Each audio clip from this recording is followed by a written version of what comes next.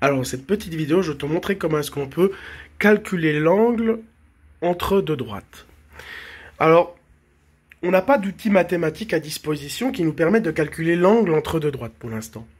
Par contre, on sait assez facilement calculer l'angle entre deux vecteurs. Eh bien oui, parce que on a une formule qui dit que le produit scalaire entre deux vecteurs A et B est égal à la norme du premier vecteur fois la norme du second vecteur fois le cosinus de l'angle formé entre ces deux vecteurs. Alors on va me dire, d'accord, à la limite, avec cette formule, on peut calculer l'angle entre deux vecteurs. Ça peut être pratique. Si je connais le produit scalaire entre A et B, que je connais la norme de A et de B, je peux réécrire la formule sous une forme qui me permet très facilement de déterminer l'angle entre les deux vecteurs. C'est celle-ci. Voilà. Alors, c'est pratique, cette formule-là, parce que je peux calculer, voilà, l'angle, comme je l'ai dit, entre deux vecteurs. Mais alors, on va me dire, ouais, d'accord, mais ici, la vidéo, le sujet, c'est l'angle entre deux droites. Et finalement, calculer l'angle entre deux droites, c'est finalement le même travail que calculer l'angle entre deux vecteurs. Parce que si je connais un vecteur directeur à chacune de ces droites, donc un vecteur directeur, par définition, c'est un vecteur qui donne la direction de la droite. Donc, si je connais un vecteur directeur de la droite D2 et un vecteur directeur de la droite D1, bien, calculer l'angle entre ces deux vecteurs, c'est finalement calculer l'angle entre les deux droites, puisque les vecteurs directeurs sont par définition, ils donnent la direction de la droite. Donc, finalement, il faut juste raisonner sur cette base-là. Alors maintenant, comment est-ce qu'on va faire? On a la droite D1 et la droite D2. La droite D1 a pour équation y égale à 3x plus 5, elle est donc donnée sous sa forme fonctionnelle. La droite D2 a pour équation 2x plus y moins 7 égale à 0. Elle est donnée sous sa forme cartésienne. Je fais exprès de mettre sous des formes un petit peu différentes.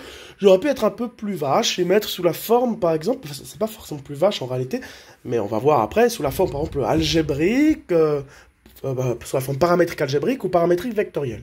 Voilà. Alors, comment est-ce que l'on fait pour extraire de ces droites, de ces équations de droite, des informations sur des vecteurs directeurs? La plus simple, c'est quand même l'équation cartésienne. L'équation cartésienne, elle nous fournit très simplement, on peut extraire très simplement de l'équation cartésienne un vecteur directeur, une infinité de vecteurs directeurs. Je rappelle que un vecteur directeur à une droite a pour composante moins b a. Ou alors b moins a. Le moins, on le met où on veut, mais de toute façon, si on prend le vecteur de composante moins BA, c'est un vecteur qui sera parallèle, qui sera collinaire, parallèle au vecteur de coordonnées de composante B moins A. Donc les deux vont. Donc c'est très facile, le coefficient A il est là, le coefficient B il est là, c'est 1. Donc je lis simplement l'expression, et puis j'ai un vecteur directeur. Alors ça c'est donc un vecteur directeur, c'est le plus simple en général, mais après, je peux très bien en avoir une infinité. Donc là, en l'occurrence, ici, B vaut 1 et A vaut 2. Donc un vecteur directeur à cette droite, donc que je vais appeler V2, c'est le vecteur directeur de la droite V2. Ce serait donc moins B, donc moins 1 et 2.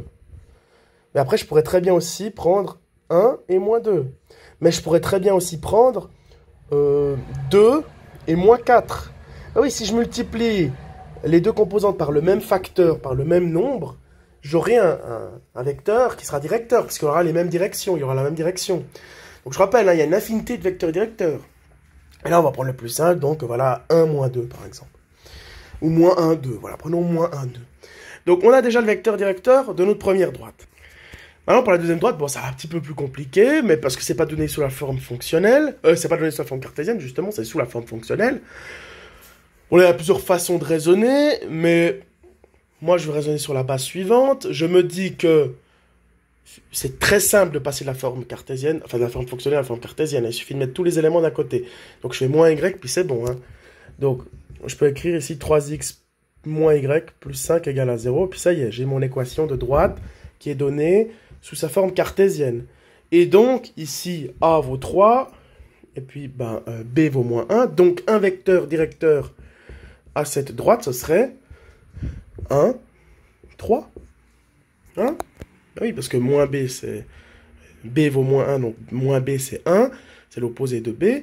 Et puis A, bah, vaut 3. Voilà, par exemple. On aurait pu raisonner sur une autre base. Hein. La pente, de manière générale, c'est moins A sur B. Donc, 3, c'est moins A sur B.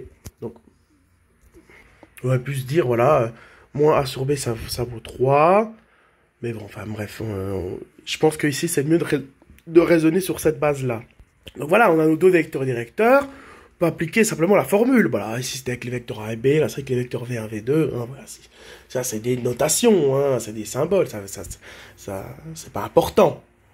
Donc voilà, pour calculer l'angle alpha, faut faire cos moins 1, donc arc cos de ceci.